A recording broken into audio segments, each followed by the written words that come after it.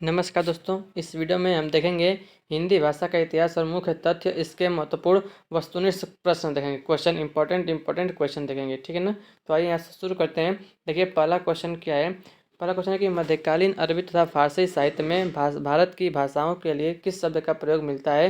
तो option C जबान ए हिंद का प्रयोग मिलता है, ठीक है। अगला क्वेश्चन है कि खालिक बारी किसकी रचना है। दोस्तों खालिक बारी जो है अमीर खुसरो की रचना है, खालिक बारी, ठीक है। क्वेश्चन नंबर 3 है, खड़ी बोली हिंदी में सर्वप्रथम रचना करने वाले कवि का नाम क्या है। तो ऑप्शन बी अमीर खुसरो। क्वेश्चन नंबर 4 है, हिंदी के उद्भव का सही क्रम है। ऑप्शन ए पाली, प्राकृतिक, जो है प्राकृत, अपभ्रंश और अवहट्ट, ठीक है ना। हिंदी के उद्भव का सही क्रम है पाली, प्राकृत, अपभ्रंश और अवहट्ट, ठीक है।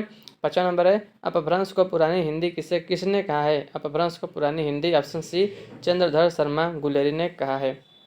अगला क्वेश्चन है, साहित्यिक अपभ्रंश को पुरानी हिंदी किसने कहा है। साहित्यिक अपभ्रंश को तो ऑप्शन ए आचार्य रामचंद्र शुक्ल ने जो है साहित्यिक अपभ्रंश को पुरानी हिंदी कहा है। अगला क्वेश्चन है, अपभ्रंश की उत्तरकालीन अवस्था का नाम क्या है। तो उसके बाद क्या है, ऑप्शन डी अवहट्ट, ठीक है ना। तो ये अपक्रम याद रखिएगा, पाली, उसके बाद प्राकृत, फिर है अपभ्रंश और उसके बाद है अवहट्ट, ठीक है।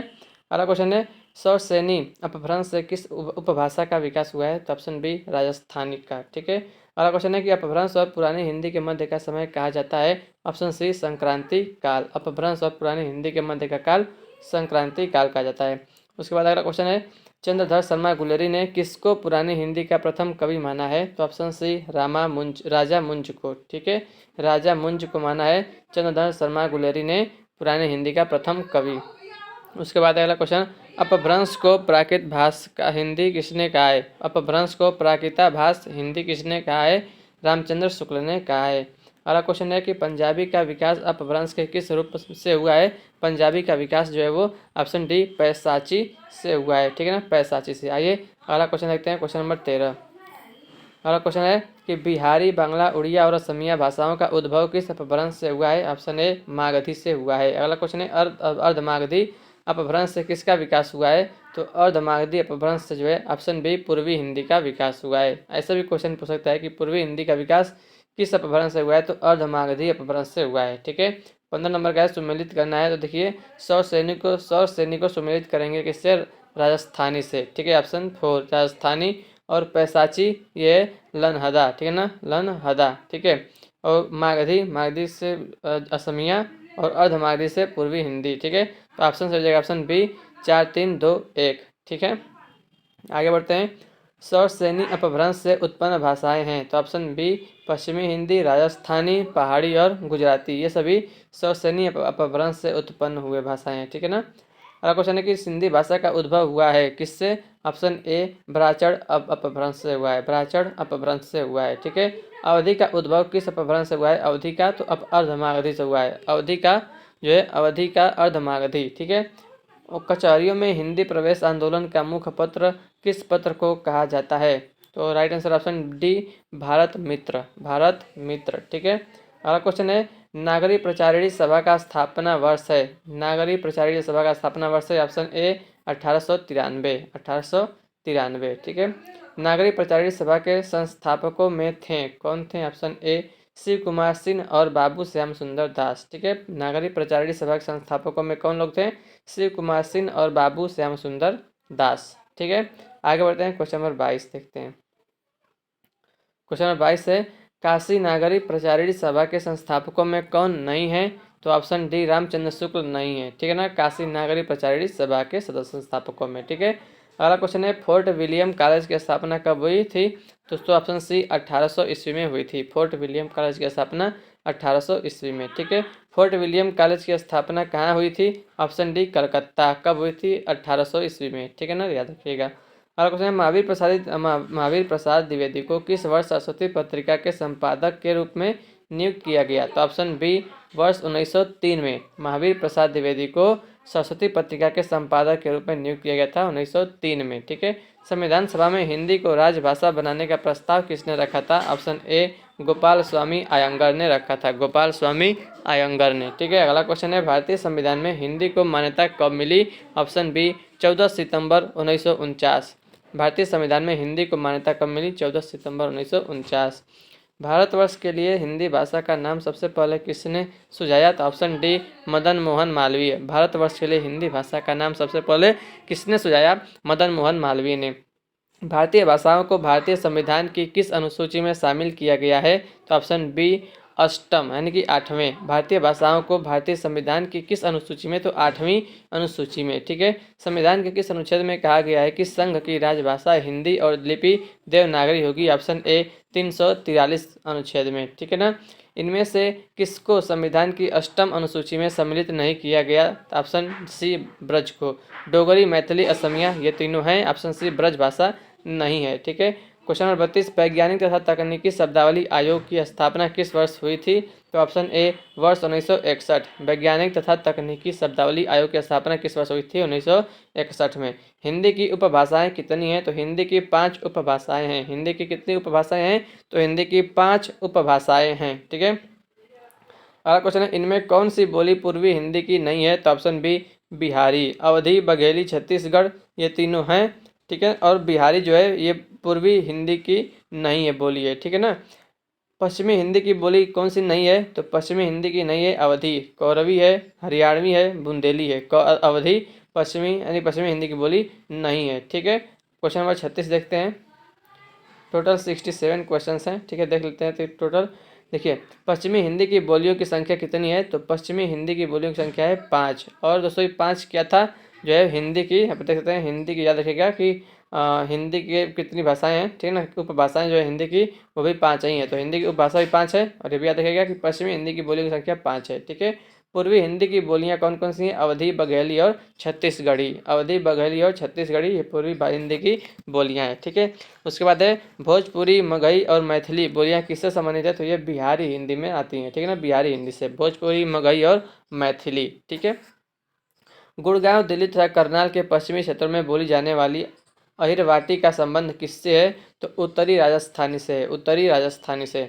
मैथिली में साहित्य सृजन करने वाला रचनाकार कौन है? मैथिली में साहित्य सृजन करने वाला रचनाकार कौन है? Option A Vidyapati. विद्यापति। पूर्वी राजस्थानी का एक अन्य नाम क्या है? तो पूर्वी राजस्थानी का एक अन्य नाम है ढूंढाड़ी। ढूंढाड़ी। ठीक है ना। ढूंढाड़ी। ढूंढाड़ी। ठीक है। तो निम्नलिखित में से किस बोली में कृष्ण काव्य और रीतिकालीन साहित्य का सृजन हुआ है? तो ऑप्शन सी ब्रज भाषा। ब्रज भाषा। ठीक है। क्वेश्चन नंबर 43, गोस्वामी तुलसीदास की रचना कवितावली किस भाषा की रचना है? तो ब्रज भाषा की रचना है। कवितावली ब्रज भाषा की रचना है। ठीक है ना। याद रखिएगा गोस्वामी तुलसीदास की रचना कवितावली किस भाषा में? ब्रज भाषा में। ठीक है। शकुंतला नाटक का खड़ी बोली में अनुवाद किसने किया? तो राजा लक्ष्मण सिंह ने। राजा लक्ष्मण सिंह ने किया शकुंतला नाटक का खड़ी बोली में अनुवाद। ठीक है। खड़ी बोली कहाँ बोली जाती है दोस्तों? तो ऑप्शन सी मेरठ में बोली जाती है। ठीक है ना। मेरठ में बोली जाती है। यहाँ पे जो है उत्तर प्रदेश में जो है मेरठ के खेल का सामान मेरठ मिलता है। ठीक है ना। खड़ी बोली के लिए सुनीति कुमार चटर्जी ने किस शब्द का प्रयोग किया है? खड़ी बोली के लिए सुनीति कुमार चटर्जी ने किस शब्द का प्रयोग किया है? जनपदीय हिंदुस्तानी। ठीक है। किस क्षेत्र की बोली को काशिका कहा जाता है? किस क्षेत्र की बोली को काशिका कहा जाता है? बनारस। ठीक है ना। बनारस की बोली को काशिका कहा जाता है। काशिका। ठीक है। पश्चिमी हिंदी किस अपभ्रंश से विकसित है? तो पश्चिमी हिंदी जो है वो सौरसेनी अपभ्रंश से विकसित है। पश्चिमी हिंदी जो है वो सौरसेनी अपभ्रंश से विकसित है। ठीक है। आगे बढ़ते अगला क्वेश्चन देखते हैं। निम्नलिखित में से कौन सी द्रविड़ परिवार की भाषा है? तो ऑप्शन डी कन्नड़। कन्नड़ जो है वो द्रविड़ परिवार की भाषा है। ठीक है। पश्चिमी हिंदी की सर्वाधिक प्रमुख बोली इनमें से कौन सी है? तो पश्चिमी हिंदी की सर्वाधिक प्रमुख बोली ऑप्शन ए ब्रज भाषा है। ब्रज भाषा। ठीक है। ब्रज भाषा किस अपभ्रंश से विकसित है? ब्रज भाषा दोस्तों वो सौरसेनी अपभ्रंश से विकसित है। ठीक है ना। ब्रज भाषा जो है वो सौरसेनी अपभ्रंश से विकसित है। खड़ी बोली का प्रयोग जो है वो सबसे पहले किस पुस्तक में हुआ है? खड़ी बोली का प्रयोग सबसे पहले जो है ऑप्शन डी प्रेम सागर पुस्तक में हुआ है। प्रेम सागर। ठीक है। खड़ी बोली का दूसरा नाम क्या है दोस्तों? खड़ी बोली का दूसरा नाम है कौरवी। ठीक है ना। खड़ी बोली का दूसरा नाम है कौरवी। ठीक है। खड़ी बोली का दूसरा नाम है कौरवी। रामचरितमानस जो है वो किस भाषा में लिखा गया है दोस्तों? ऑप्शन सी अवधी में लिखा गया है। रामचरितमानस अवधी। ठीक है ना। तुलसीदास द्वारा रचित है रामचरितमानस किस भाषा में? अवधी भाषा में। ठीक है ना। रामचरितमानस जो है रचना किया गया है किसके द्वारा? तुलसीदास के द्वारा। ठीक है ना। इसमें जो है सात जो है वो है। ठीक है ना। कांड है 7 कांड, जैसे अयोध्या कांड है। ठीक है ना। तो बाल कांड, अयोध्या कांड, अरण्य कांड, किष्किंधा कांड, ठीक है, और इसी तरह लंका कांड, ठीक है, और सुंदर कांड है, उत्तर कांड है, ठीक है ना। तो ये 7 कांड है, ठीक है। हिंदी भाषा की बोलियों के वर्गीकरण के आधार पर छत्तीसगढ़ी बोली है, तो ऑप्शन ए पूर्वी हिंदी, ठीक है ना, पूर्वी हिंदी। मैथिली का विकास किस अपभ्रंश से माना जाता है? मैथिली का जो विकास है वो ऑप्शन बी मागधी अपभ्रंश से माना जाता है, ठीक है ना, मैथिली मागधी अपभ्रंश, ठीक है। तुलसीकृत विनय पत्रिका की भाषा है, तो तुलसीकृत विनय पत्रिका की भाषा है ब्रज है, ठीक है ना, ब्रज भाषा है विनय पत्रिका, ठीक है ना। और दोस्तों रामचरितमानस की भाषा अवधी, रामचरितमानस भाषा का है अवधी, ठीक है ना। और चलिए आगे बढ़ते हैं, देखते हैं निम्नलिखित बोलियों में से कौन सी बोली उत्तर प्रदेश में नहीं बोली जाती? अवधी, ब्रज, खड़ी बोली, मैथिली। तो ऑप्शन डी मैथिली उत्तर प्रदेश में नहीं बोली जाती है, अवधी, ब्रज, खड़ी बोली बोली जाती है, ठीक है ना। देवनागरी लिपि की उत्पत्ति किससे हुई है? तो ऑप्शन बी ब्राह्मी लिपि से, ठीक है ना, ब्राह्मी से हुई है, देवनागरी लिपि की उत्पत्ति ब्राह्मी से हुई है, ठीक है ना। अधिकतर भारतीय भाषाओं का विकास किस लिपि से हुआ है? तो ऑप्शन डी ब्राह्मी लिपि से हुआ है, अधिकतर भारतीय भाषाओं का विकास ब्राह्मी लिपि से हुआ है, ठीक है। हिंदी भाषा किस लिपि में लिखी जाती है? तो ऑप्शन ए देवनागरी लिपि में लिखी जाती है, ठीक है ना, देवनागरी लिपि में लिखी जाती है। और ये भी याद रखिएगा कि दाएं से नहीं, बाएं से दाएं, ठीक है ना, बाएं से दाएं, लेफ्ट टू राइट लिखी जाती है, ठीक है। मॉरिशस का प्रेमचंद किसे कहा जाता है? मॉरिशस का प्रेमचंद किसे कहा जाता है? ऑप्शन सी अभिमन्यु अनंत को कहा जाता है, अभिमन्यु अनंत को क्या कहा जाता है? मॉरिशस का प्रेमचंद। 10वां विश्व हिंदी सम्मेलन वर्ष 2015 का आयोजन स्थल कहाँ था? तो ऑप्शन डी भोपाल भारत, ठीक है ना, भोपाल भारत, यानी भोपाल जो है मध्य प्रदेश में पड़ता है, मध्य प्रदेश की राजधानी है भोपाल, और ऑप्शन यानी कि भारत में पड़ता है, ठीक है, ये तो सब आपको पता है। अगला क्वेश्चन है लाल पसीना उपन्यास के लेखक कौन है? लाल पसीना उपन्यास के लेखक है ऑप्शन बी अभिमन्यु अनंत, और अभिमन्यु अनंत को ही क्या कहा जाता है दोस्तों? मॉरिशस का प्रेमचंद कहा जाता है, मॉरिशस का प्रेमचंद, ठीक है ना। उन्होंने उपन्यास लिखा है लाल पसीना, ठीक है। इनमें से किस बोली का बिहारी हिंदी से संबंध नहीं है? इनमें से किस बोली का बिहारी हिंदी से संबंध नहीं है? ऑप्शन ए अवधी, ठीक है ना।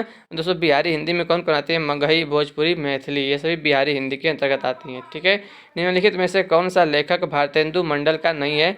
तो भारतेंदु मंडल का नहीं है ऑप्शन डी राजा लक्ष्मण सिंह, ये जो है भारतेंदु मंडल का नहीं है। बाकी तीनों लोग प्रताप नारायण मिश्र, बद्री नारायण चौधरी प्रेमगन और बालकृष्ण भट्ट, ये तीनों लोग भारतेंदु मंडल के हैं, ठीक है ना। ऑप्शन डी राजा लक्ष्मण सिंह ये भारतेंदु मंडल के नहीं है। लास्ट क्वेश्चन है दोहा, दोहा मूलतः किस भाषा का छंद है? तो ऑप्शन बी अपभ्रंश भाषा का छंद है, ठीक है ना। दोहा जो है वो मूलतः किस भाषा का छंद है? तो अपभ्रंश भाषा का छंद है, ठीक है दोस्तों। तो इसमें हमने पूरा देख लिया 67 क्वेश्चन, ये आप इसका जो है राइट आंसर भी सारे मिला भी सकते हैं, ठीक है ना। तो उसके बाद हमारा नया चैप्टर आ जाएगा फॉर उच्चारण वर्तनी। तो टोटल क्वेश्चन दोस्तों 67 क्वेश्चन थे, मैंने पूरा टोटल आपको करा दिए हैं, ठीक है ना। और आइए कुछ देखिए यहाँ पर, यहाँ ये देख लेते हैं हम लोग इसी में, ठीक है। विश्व हिंदी सम्मेलन, ठीक है ना, विश्व हिंदी सम्मेलन का उद्देश्य संयुक्त राष्ट्र संघ यूएनओ की भाषाओं में हिंदी को स्थान दिलाना और हिंदी का प्रचार प्रसार करना है। अब तक निम्नलिखित सम्मेलन संपन्न हुए, तो देख सकते हैं पहला जो हुआ था, पहला विश्व हिंदी सम्मेलन दोस्तों, विश्व हिंदी सम्मेलन है, विश्व हिंदी सम्मेलन, ठीक है ना। इसका उद्देश्य क्या है? उद्देश्य यही है कि यूएनओ की भाषाओं में जो है हिंदी को स्थान दिलाना और हिंदी का प्रचार प्रसार करना, ठीक है ना। दोस्तों देखिए पहला जो हुआ था, पहला कब हुआ था? पहला हुआ था 10 से 14 जनवरी 1975 में हुआ था प्रथम विश्व हिंदी सम्मेलन, ठीक है ना। तो कब हुआ था, कहाँ हुआ था? नागपुर भारत में हुआ था, नागपुर, ठीक है ना। तो पहला हुआ था 10 से 14 जनवरी 1975 में, नागपुर भारत में हुआ था, ठीक है ना। और पहला दूसरा देखिए, दूसरा जो है 28 से 30 अगस्त 1976, दोस्तों पहला याद रखिएगा, पहला वाला, ठीक है। और देखिए फ्रेंड्स कुछ जो है यहाँ से इंपॉर्टेंट होती हैं, ठीक है ना। देखिए यहाँ पर 11वां है 2018 प्रस्तावित मॉरिशस, यानी कि ये थोड़ा सा पुराना है ना, इसलिए जो है यहाँ पर केवल 2018 तक दिया प्रस्तावित, ठीक है।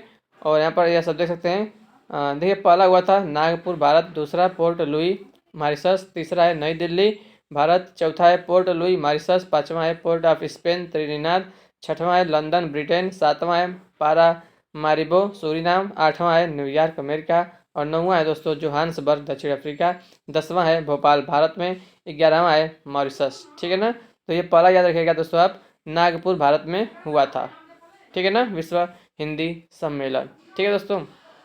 तो आशा करते हैं दोस्तों आपको वीडियो पसंद आए, वीडियो को लाइक करिएगा, चैनल पर नए तो चैनल को सब्सक्राइब जरूर करिएगा, ठीक है फ्रेंड्स। तो मिलते हैं आपसे नेक्स्ट वीडियो में, तब तक के लिए दोस्तों जय हिंद, जय भारत।